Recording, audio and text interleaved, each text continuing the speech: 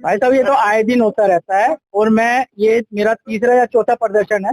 मैं ऐसे ही जितने मतलब कि जो परेशान बच्चे होते हैं उनके पेरेंट्स को लेके हर बार तीसरी चौथी बार आया हूँ। वो सामने इनके मैनेजर है या सुपरवाइजर है जो भी है उनको पता है ये सारी बातें। हर 6 महीने बाद एक कांड ऐसा होता है कि हमें आना पड़ता है। प्रशासनिक कंप्लेन आप लोगों के द्वारा दर्ज करवाई गई है? कोई फायदा नहीं होता है। ये टीचर को बुलाते हैं, माफी मंगवाते हैं, हम चले जाते हैं। हमने अभी कुछ नहीं कराया है। अभी तो हम प्रिंसिपल से बात करने के लिए आए हैं। अगर प्रिंसिपल हमें संतुष्ट नहीं करता है या प्रिंसिपल हमें हमसे नहीं मिलता है तो हमारे पास जो भी कार्रवाई होगी वो करेंगे, चाहे प्रशासनिक हो चाहे हम संगठन के माध्यम से करेंगे। किसी संगठन जिस तरीके से घटनाएं लगातार हो रही है, धर्म परिवर्तन की भी आवाज आ रही है, तो क्या कहना चाहिए?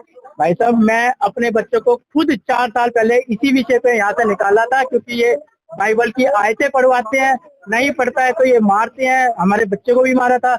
ये तो आए दिन की घटना है इनके साथ। मैं खुद बता रहा हूँ, मैं तीसरी चौथी बार आया हूँ इसी संदर्भ में। पुलिस को कंप्लेन आप लोगों के द्वारा क्यों नहीं दी जा रही? पीछे भी अगर घटनाएं अब की बार देखो, जब भी आए हैं प्रिंसिपल क्या करते हैं, ये भाई साहब जो है यहाँ के मैनेजर है, ये टीचर को बुलाते हैं, माफी मांगते हैं, बोलते हैं आगे से ऐसा नहीं होगा, फिर हो जाता है। लेकिन अब की बार हम इसको आर पार की स्थिति में है और हम इसको प्रशासन से भी, हम जहाँ भी सरकार से भी, हम माननीय मुख्यमंत्री रेखा गुप्ता से भी, जिनसे भी हमें जाना पड़ेगा अब की बार हम आर पार करेंगे। हम इस स्कूल को चलने नहीं देंगे क्योंकि ये क्रिश्चियन मिशनरी स्कूल है। पहले हमें ये पता लगता, हमें ये महसूस होता था इनके बिहेवियर से कि ये किसी पर्टिकुलर आपके भी बच्चे हैं? नहीं मेरे बच्चे नहीं है, बट ये वाकई जितने बार हुआ है मुझे पता लगा है उसकी जानकारी।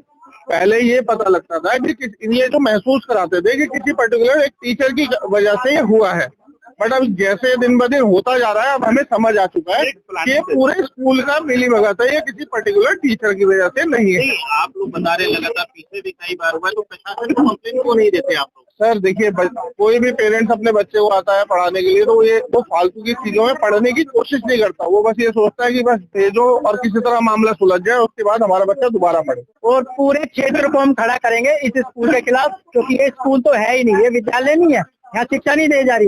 यहाँ पे क्रिश्चियन बनाने का, बच्चों के माइंड वॉश करने का काम किया जा रहा है। लोगों के सामने ही है, बच्चों को जिस तरीके से मारा पीटा गया, जो पेरेंट्स कह रहे हैं और जो हमने अभी तक उसके बारे में कुछ पता किया नहीं। जब तक पता नहीं करें तो कैसे कुछ बारे में जो वीडियो वगैरह दिखाई जा रही है, वो बच्चा कह रहा है, उसको वेरीफाई भी तो करना पड़ेगा। तो बच्चे को वेरीफाई आपने क्यों नहीं किया अभी तक?